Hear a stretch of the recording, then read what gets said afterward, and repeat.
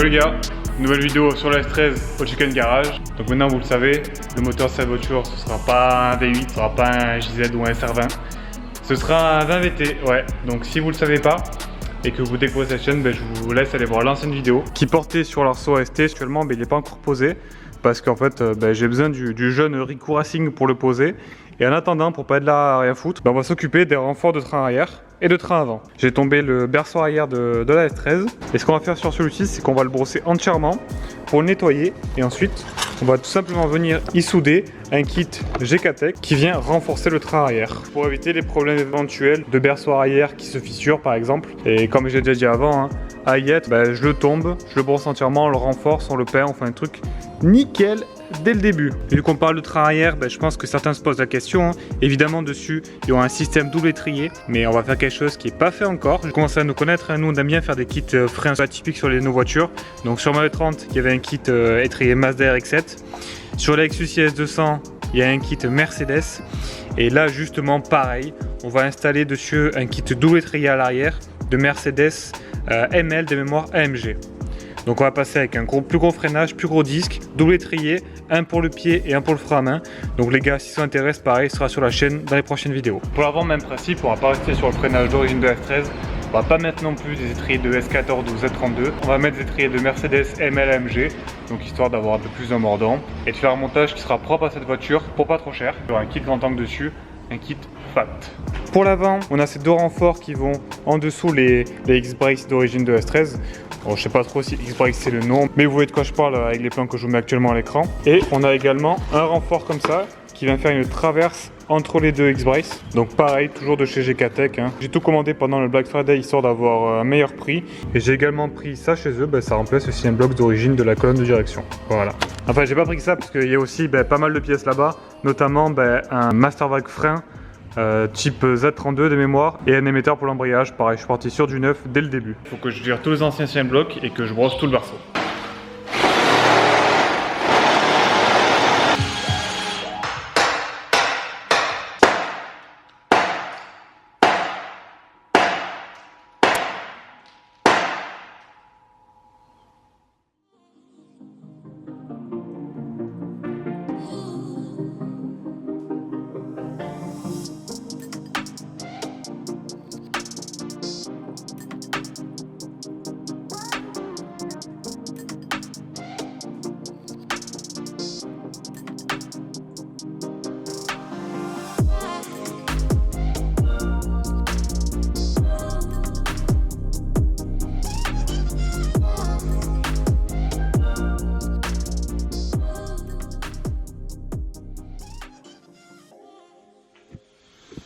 Pour changer un peu, on se remet sur le train arrière et le train avant qui sont maintenant renforcés de la S13.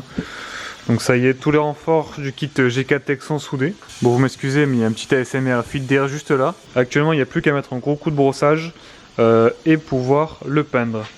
D'ailleurs, ce sera la prochaine étape. Pour ceux qui sont fans du potager, j'espère que vous reconnaissez ce qu'il y a juste là qui va devenir notre nouvelle cabine de peinture. Le train avant, du moins le X-Brakes, comme j'ai envie de l'appeler sur S13, est renforcé également.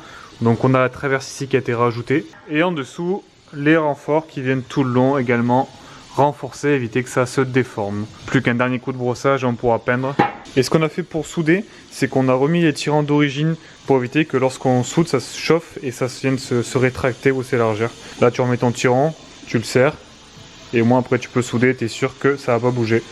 Et de plus, petite info, lorsque vous passez sur des tirants réglables, comme ceci dont on va venir juste après, il faut supprimer les rondelles excentriques. Vous mettez une rondelle classique pour éviter en cas de choc qu'elle vienne se pivoter sur elle-même et dégrader votre géométrie. Et on va parler maintenant des tirants. C'est les anciens de la S13 de Dorian qui au final ne les a pas montés parce que lui, vu qu'il roule sur la route, il voulait un truc confortable. Moi, vu que ça va être que pour du circuit, pour le coup, c'est exactement ce qu'il me fallait. Donc je les ai rachetés, qui sont dans leur jus. Ce qui fait que à y être en fait à refaire tout un train arrière neuf, toute une caisse plus ou moins neuve. Je me suis dit que je vais les sabler vu qu'on a une belle sableuse juste là. J'ai passé les premiers à la sableuse. Honnêtement, je suis plutôt content de comment ça ressorti. J'ai pas non plus mis ma vie à le faire honnêtement, ça va, ça allait plutôt vite. Une fois que c'est fait, il n'y aura plus qu'à les peindre également en noir, au moins tout sera assorti.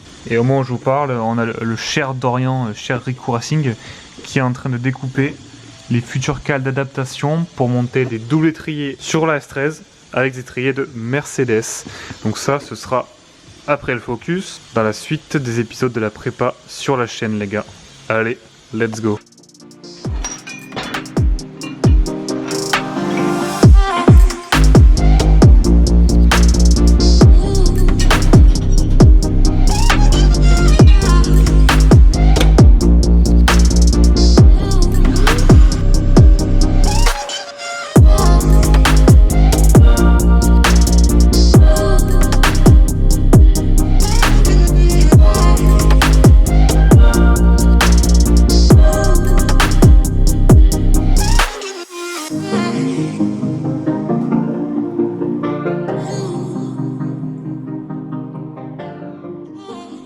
Finalement, on va s'attaquer à la face avant plutôt que prévu. On comptait le faire une fois que le bloc était dans la caisse. Au final, en fait, on est là, on a une semaine de congé. Donc on va en profiter, on va le faire avant tout ça. Ce qu'on a fait déjà premièrement, c'est qu'on a fait un gabarit avec de l'apport de soudure. Donc je vous mets les plans actuellement pour que vous visualisez un peu pourquoi on l'a fait.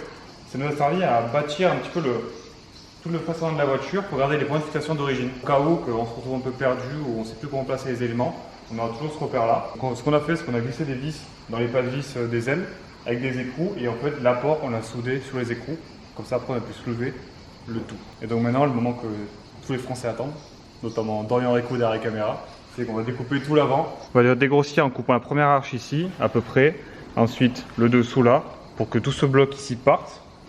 Pareil de ce côté là et ensuite on va aviser, voir comment on finit propre. Et une fois que tout ça c'est fait, on va pouvoir attaquer donc la face avant tubulaire. Ce qu'on a en tête avec Dorian, c'est faire un premier châssis fixe qui part de la tourelle qui vient sur le longeron, donc avec du tube assez épais, assez costaud, qui fera le renfort de la face avant. Et ensuite une arche, grosso modo je la trace à la main, qui fera cette forme là, avec du tube plus fin, qui viendra se visser en fait sur les tourelles, et donc la face avant sera démontable. Pourquoi? Parce que ça sert toujours. Tu veux faire n'importe quelle manip dans la même hauteur, tu as besoin de plus de place, tu peux l'enlever, c'est quand même plus simple. Donc on y est, autant le faire.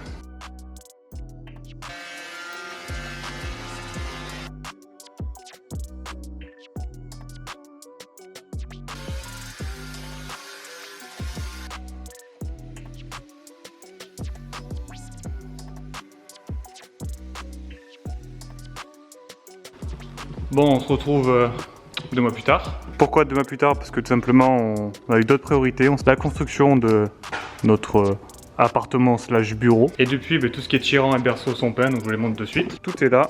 Voilà, ça brille bien, c'est shiny.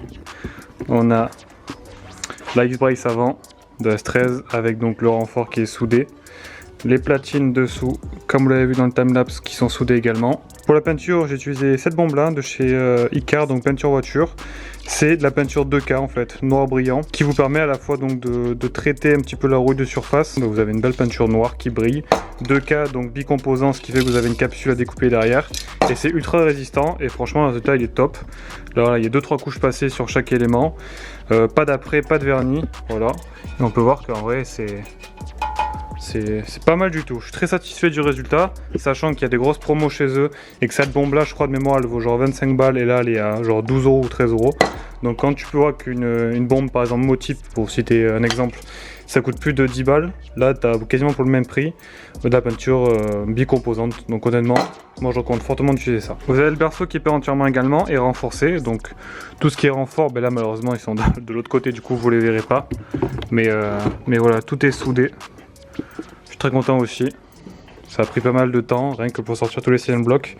On se rend pas compte sur la vidéo, mais j'ai mis facile, je crois 4-5 heures à sortir les 4. Et on peut voir également tous les tirants en Driftworks qui ont été pareil sablés et peints avec la même peinture. Là le résultat les gars il est oufissime. Hein. Honnêtement on dirait que ça sort du magasin. Et vu qu'on est sur le berceau arrière, je vais en profiter pour montrer le freinage comme je l'ai évoqué au début de la vidéo. Alors on peut voir ici la découpe de la maquette que Dorian a pu faire en bois, voir ici tous monter sur les moyeux, puisqu'en fait il faut savoir que ce montage là que je veux faire, on l'a piqué à nos collègues polonais, qui lui m'a scanné en fait sa platine comme ça pour avoir les cotes, et nous on l'a refait ici, donc Dorian l'a fait à la découpeuse. Et en fait entre temps, il y a quelques semaines, Drift Swap a sorti ces platines là à vendre, donc pour les étriers de ML, donc W163, avec des disques de ML également. C'est con, parce que après c'est con oui non, parce qu'on a pu les faire nous-mêmes, donc c'est cool, mais on a gagné un petit peu plus de temps. Ce qui fait que nous on les a faites nous-mêmes, donc avec le plan comme je vous ai dit scanné. Ensuite on a fait découper chez une entreprise spécialisée qui fait de la découpe laser. Donc ça c'est la V1, la V2 là en place je la montre juste après. Ça nous permet de passer de ce diamètre de disque là d'origine de S13 à celui-ci, passer dans un Amtrax 4x114 à 5x114 et donc avoir un freinage qui n'a vraiment plus rien à voir sur des moyeux, donc une conversion spéciale pour S13, donc qui se monte en lieu et place. Si ça vous intéresse, n'hésitez pas à nous MP sur Instagram pour ce type de moyeu. Là j'ai juste refait un trou sur le moyeu afin de pouvoir visser mon disque et qu'il soit fixe. Parce qu'en fait sinon, comme l'Amtrax de Mercedes c'est 5x112 je crois de mémoire, donc ça se monte sur le 5x114.3, mais voilà il y a un tout petit jeu, on peut voir l'écart, ce qui fait que la vis permet vraiment de brider et ce qui permet de pas avoir d'à-coup. Moi j'en avais sur la E30 à l'époque sur le freinage avant, parce qu'en fait il y avait un petit jour entre la jante et le disque, ce qui fait qu'il y avait un tout petit peu de jeu. Dès que je freinais, d'abord le disque venait se mettre en butée sur les vis et ensuite ça freinait. Donc ça, en soi ça gênait pas le freinage, mais le bruit était assez chiant. Donc là j'ai préféré percer, tarauder le moyeu, je mets une vis qui s'incruste dans le disque comme ça et c'est parfait. Et attention, tadam, le résultat final il est là, avec le double étrier, 2 pistons chacun, comme on peut voir. Et là les gars, si ça freine pas, je comprends pas. Donc je rappelle quand même double étrier, pourquoi? Parce que tu en as un pour le pied, comme une voiture traditionnelle, et tu en as un pour le frein à main, qui lui dédié uniquement pour le freinage au frein à main. Donc quand tu tires ton câble, ça va freiner seulement ton piston, et ça vient pas interférer ton système de freinage au pied. Parce que vous devez le savoir, mais lorsque vous freinez au frein à main hydraulique, ça va mettre en pression le liquide, donc continuellement vous avez un petit ressenti à la pédale. Et ça, ce montage là, ça permet de ne pas avoir ce problème. Donc voilà, pourquoi double étrier. Et on peut voir le montage derrière de la cale, bon on la voit pas tellement au final, donc là c'est vraiment un montage provisoire, on n'a pas encore commandé les vis pour faire ça proprement, on n'a pas encore taraudé les cales, c'est du temporaire pour l'instant, mais au moins ça nous permettait de setup le freinage, de pouvoir modifier les moyeux de S13 pour que les cales et les étriers passent, donc il y a un petit peu de modif à faire, et on peut voir derrière les jantes qu'il y aura sur la S13, donc j'ai chopé pour pas cher du tout sur le bon coin, elles sont neuves, elles sont sorties juste du carton. Voilà ce qu'il y aura sur un petit S13. Ce qu'il nous reste à faire maintenant, je vais m'occuper des moyeux, je les ai pré-sablés. Il faut que je les peigne, il y a encore 2-3 trucs à peindre. Et pour la peinture, comme vous l'avez vu, la cabine de peinture est terminée. Donc pour ceux que ça intéresse, je vous montre vite fait. Mais voilà, cabine de plantation, on va dire de basilic, dans laquelle on a fait une structure métallique pour pouvoir supporter des charges lourdes au plafond, les faire pendre et pouvoir les peindre. On a fait un système de ventilation-aspiration, tac, une ici, qui est raccordé ici. Je vous fais un petit peu de travaux garage en même temps, même si on a des vidéos qui sont dédiées à ça, qui trace ici, parce qu'au fond là-bas il y aura sûrement un découvert plasma, donc on a tout tiré par avance, et dehors on a une grosse ventilation qui nous sert donc à extraire l'air de la cabine de peinture et du garage. Voilà. Et on a également avancé sur la façade tubulaire. Cher Dorian, ça va? On est là, hein. Est-ce que tu aimes les palettes et les guêpes?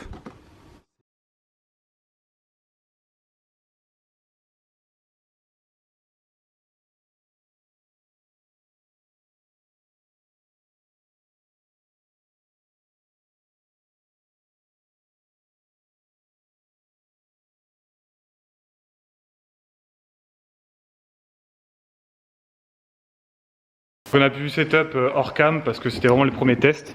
En fait on a une cintreuse mais qui malheureusement n'est pas vraiment adaptée à faire ça, donc ça nous fait des petits plis. Donc c'est vraiment la V1 pour commencer à positionner tous les éléments. Donc vous pouvez voir déjà la gueule qu'elle va avoir avec le futur kit carrosserie. Bon, celui-ci c'est de la S13 de Dorian. Merci. Qui est dans un état lamentable. Ouais, elle est toute poncée d'ailleurs. Et on en est là actuellement lors de cette vidéo. On peut voir le kit, donc Origin Lab à l'avant par Andori Shop. Donc il y aura 2 structures qui seront soudées aux tourelles qui viendront se reprendre comme j'ai dit sur les longerons, et une structure en haut qui permet de maintenir le radiateur et qui sera démontable avec 2 vis de chaque côté là et là, et on pourra donc sortir le bloc qu'on aura besoin. Et donc ça nous permet de voir donc le setup avec le radiateur, donc type S13 d'origine, c'est la version bien épaisse de chez notre partenaire M-Tuning. Voilà, comme d'habitude ils sont là, on est livré en 2.2, donc ça nous régale. On peut voir tout l'espace qu'on a devant pour poser l'échangeur et un peu tout ce qui est radiat 2DA et d'huile. Donc ça permet déjà visuellement d'avoir un joli rendu. Je sais pas ce que vous en pensez, mais perso je kiffe. On a également posé les sièges baquets. Pareil, on a soudé, on peut les voir ici, des supports de sièges type FIA qu'on a pris également chez M-Tuning. En fait, c'est tout simplement des tubes carrés avec une certaine épaisseur qui répondent aux normes FIA. Je le répète encore, mais cette voiture ne fera pas forcément de la course, mais à Yad, je préfère tout faire pour que ce soit homologué si un jour je souhaite en faire. Malheureusement sur S13, ceux qui en ont savent que la position du siège est très haute. Donc dès que vous avez un arceau, vous venez de taper en fait avec votre casque l'arceau. Donc on a dû réduire au maximum le positionnement du siège. On a seulement gardé un tube M-Tuning ici, qu'on a soudé à la caisse. Et ici on a mis tout simplement du fer plat bien épais. Et là pour le coup on a fait 4 trous. Je me suis servi d'une perceuse aimantée. Ça nous permettait d'être sûr de percer bien droit. Bon, c'est un peu overkill, hein, je suis d'accord. Mais je l'avais sous la main, donc autant se servir. Moi, je suis sûr que mes trous sont bien droits. Et ensuite, je suis venu tarauder à la main. Et voilà, tout simplement. Et ça nous permet de voir la position du siège terminée. Donc, des Sparco que j'ai acheté pareil sur le bon coin à une personne qui faisait du rallye. Moi, je vous conseille honnêtement, quand vous cherchez des sièges baquets et que vous n'êtes pas de compète, que vous n'avez pas besoin de deadline, on va dire, de les acheter d'occasion lors des fins de saison de rallye. Voilà, les deux là, ils sont dans l'état plus que correct, en plus c'est des grids, ils sont top.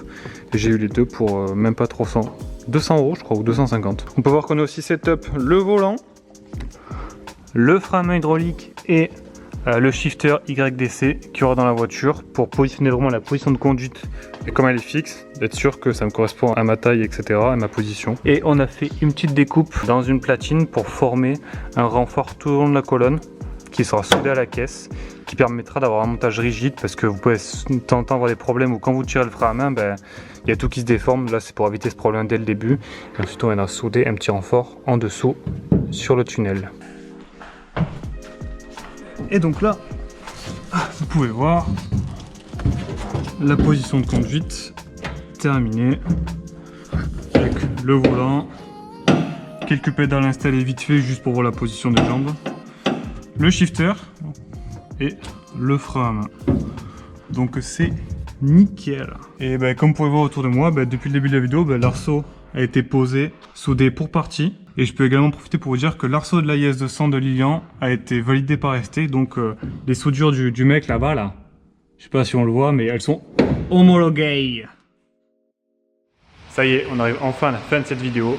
Bon, excusez-moi les gars, j'ai beaucoup parlé, mais il fallait que je vous présente tout ce qu'on a fait sur la voiture entre temps, pour ne pas que vous soyez perdus dans la suite des vidéos. J'ai pu continuer un tout petit peu la face avant, je vous montre pendant 7 ou trop. Les fixations au niveau du châssis sont faites, percé taraudé dans le châssis avec des petites platines que j'ai pu pointer sur la face avant tubulaire. Et j'en profite aussi pour présenter une petite aile plus 50 Origin Lab que j'ai aussi récupérée de chez notre cher ami d'Orient. Et une dernière chose pour finir, on a commencé à adapter des étriers 4 pistons de Mercedes pour l'avant de la S13 sur des disques de 350Z. Donc je vous montre ça pour finir cette vidéo. Voilà, c'est en pleine conception par Rico Racing. Vous pouvez voir les disques de 350Z et les étriers qui sont en place. Les gars, je vous remercie d'avoir suivi cette vidéo. J'espère que ça vous a plu. N'hésitez pas à nous le dire en commentaire comme d'habitude. Et sur ce, je vous laisse et je vous dis ciao les gars.